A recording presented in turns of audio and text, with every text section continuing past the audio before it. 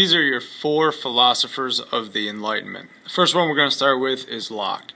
He was a 17th century philosopher, and he had an idea called Empiricism. And this is the idea that all men and women are born without any kind of knowledge, but through our senses and experiences, we gain knowledge. This leads to the idea that every man is created equal. And we've taken this idea in America and applied it to some very important documents and beliefs here.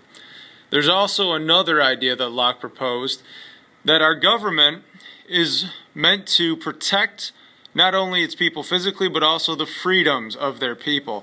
And if the government fails to do so, then the people have the right to overthrow the government.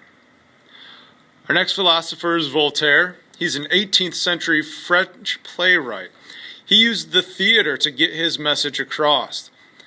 Things like the freedom of speech, the freedom of religion, and separation of church and state. However, the French didn't take very kindly to this and threw him in jail twice, and he didn't learn his lesson then, so the French ended up exiling him from France. Montesquieu, our next philosopher, another 18th century philosopher, developed a very important idea for our government, the idea of checks and balances. We have three branches: the legislative, which includes the House and the Senate. We have the executive, which is our president, and the judicial, which is our court system and Supreme Court. All three of these can check each other to make sure that they're not doing anything wrong. It's very important to have this so you don't have someone running away with power.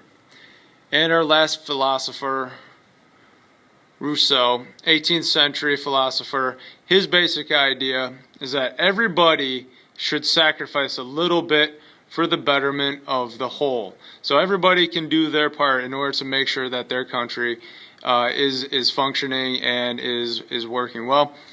So my question to you is, what has the United States taken from all these philosophers to use in our government?